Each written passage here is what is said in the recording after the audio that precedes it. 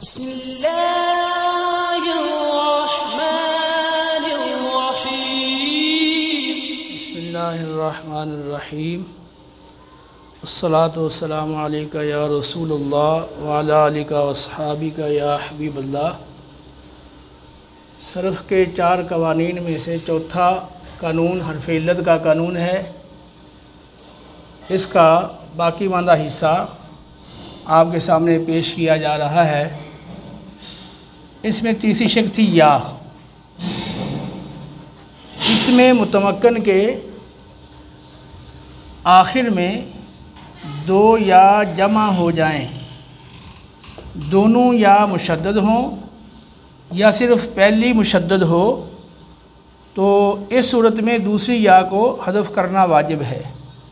जैसे मुतय्यिन, इसमें आखिर में 2 या मुशद्दद हैं, तो इसमें जब दूसरी या को हज़फ कर देंगे तो ये बन जाएगा मुतय्यिन।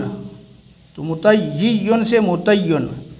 इस तरह रुखय्यिन, इसमें 2 या हैं, पहली या मुशद्दद है, दूसरी गैर मुशद्दद है। जब इसमें आप दूसरी या को हज़फ करेंगे तो बन जाएगा रुखय्यिन। दूसरे नंबर पर दूसरी शक्ल यह है कि या मुशद्दद के मुत्तसिल, या मुशद्दद के मुत्तसिल माक़बल ज़म्मा को कसरा से बदलना वाजिब है।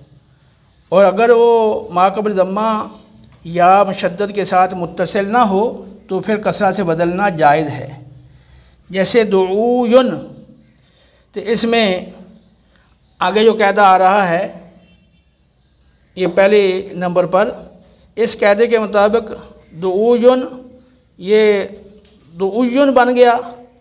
फिर यहाँ या मुशद्दद से पहले ज़म्मा है, तो ये मुत्तसिल ज़म्मे को कसरे से बदलना वाजिब है, तो दुऊयुन को दुईयुन पढ़ना वाजिब है। और यहाँ पर या मुशद्दद से पहले आइन, ऐन से पहले जो दाल है, ये ज़म्मा या के साथ मुत्तसिल नहीं है, इस ज़म्मे को कसरे से बदलना जायज़ है, यानी दुईयुन पढ़ना इसको जायज़ है। तो दुईयुन को दुईयुन पढ़ना ये वाजिब है, यानी माक़बल ज़म्मा को कसरा से बदलना वाजिब है, लेकिन उससे माक़बल जो ज़म्मा है इसको कसरा से बदलना जायज़ है, यानी दुईयुन पढ़ना जायज़ है। तीसरी शक यह है कि या साकिन माक़बल ज़म्मा फ़ोला सिफ़ती में वाक़े हो, यानी या साकिन हो और उससे पहले ज़म्मा वो फ़ोला जो सिफ़त मुशब्बा का सीगा है इसमें वाक़े हो, या फिर अफ़ालु फ़ालाउ की जमा फ़ौलन में वाक़े हो, यानी अफ़ालु जैसे अहमरु और इसकी मुन्नस है हमराउ, तो इसमें सिफ़त मुशब्बा का वज़न अफ़ालु के वज़न पर हो और उसकी मुन्नस फ़ालाउ के वज़न पर आती हो, तो उसकी जो जमा आती है फ़ौलन, जैसे अहमरु हमराउ हमरुन। तो ऐसे इस फ़ौलन में जो या से पहले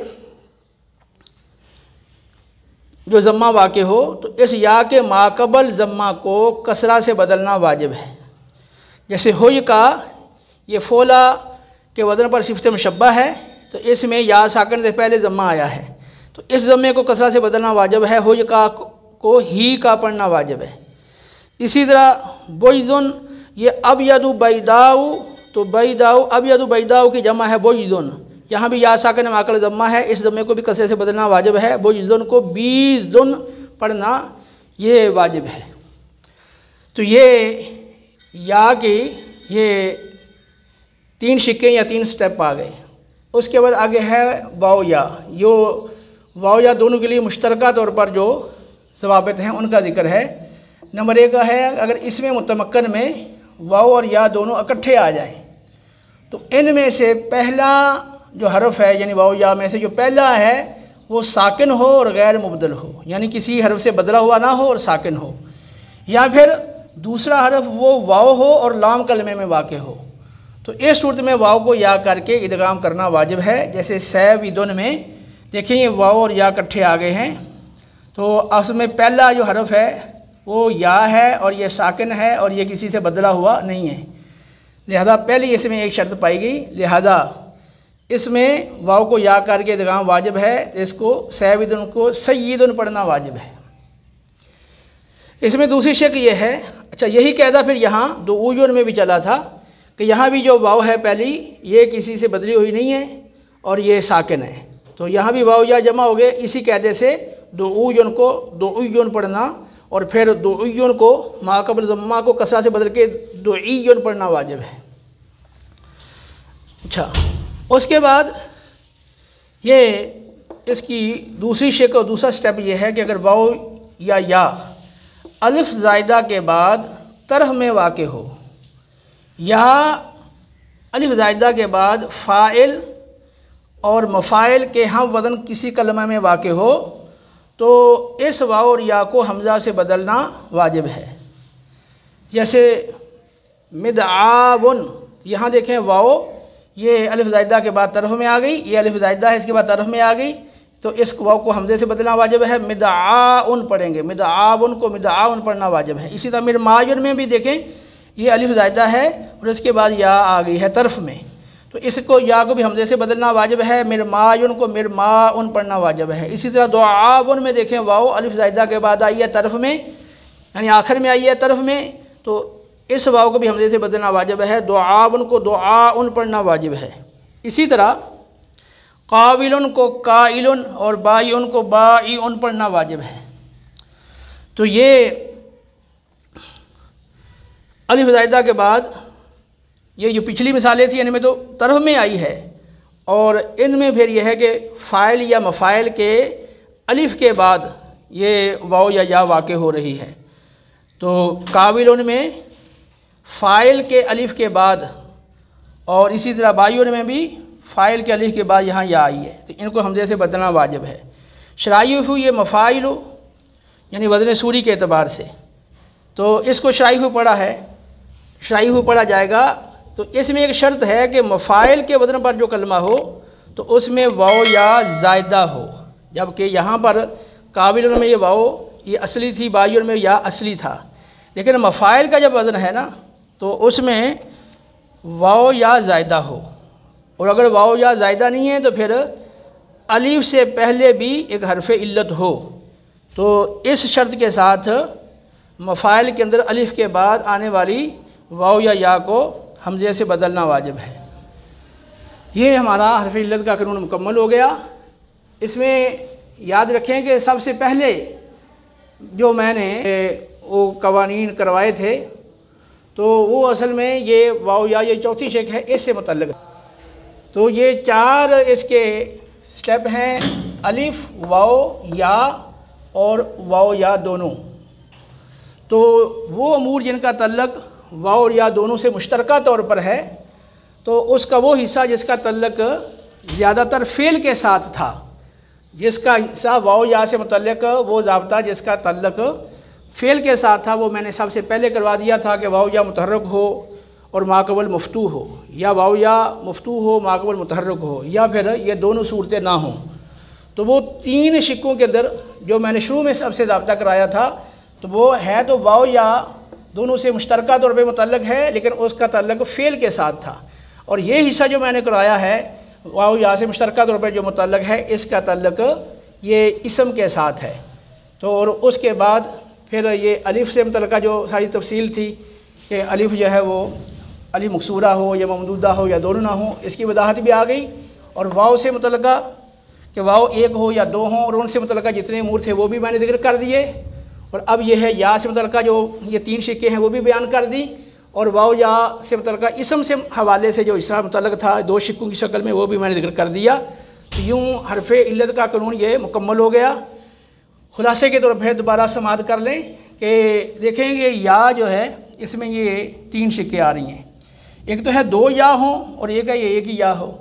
तो इसमें मुतमक्कन के आखिर में अगर दो या जमा हो जाएं, दोनों मुशद्दद हों या सिर्फ पहली मुशद्दद हो, तो इस सूरत में दूसरी या को हज़फ करना वाजिब है। जैसे मुतय्यन से मुतय्यन, इसमें अपने दूसरी या को हज़फ कर दिया है मुकम्मल तौर पर।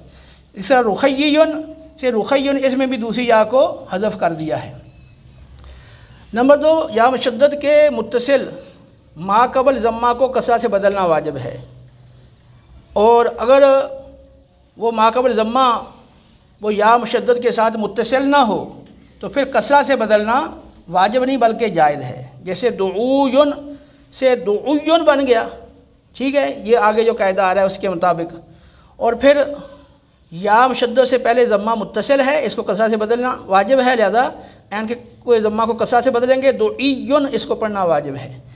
और ये जो दाल का ज़म्मा है ये चूँकि या मुशद्दद के साथ मुत्तसिल नहीं है, लिहाजा इस ज़म्मे को कसरे से बदलना जायज़ है, यानी दुईयुन पढ़ना जायज़ है। तीसरी शक यह है कि या साकन मा कबल ज़म्मा हो, लेकिन ये ज़म्मा फ़ोला के वज़न पर आने वाला जो कलमा सिफ़त मुशब्बा के कबीले से है उसमें वाक़ हो, या फिर अफ़लु फ़ालाउ जो इसमें तफ़दील अफ़ालु हो और उसकी मुनस फ़ालाउ के वज़न पे आती हो, और उस अफ़ालु की जो जमा है ना फ़ोलन के वज़न पर आती, उस फ़ोलन के अंदर अगर या से पहले ज़म्मा आ गया है तो इस या के माकल ज़म्मा को कसरा से बदलना वाजिब है, जैसे हुज का से ही का और बुज़ुन से बीजुन।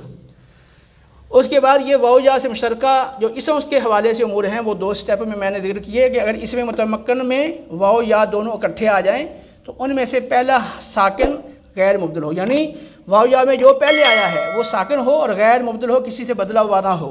और अगर ये शर्त नहीं है तो फिर दूसरी शर्त पाई जाए कि दूसरा हर्फ जो है वो वाव हो और लाम कलमे में वाक़ हो, करके इदगाम करना वाजिब है, जैसे सैविदुन से सय्यिदुन।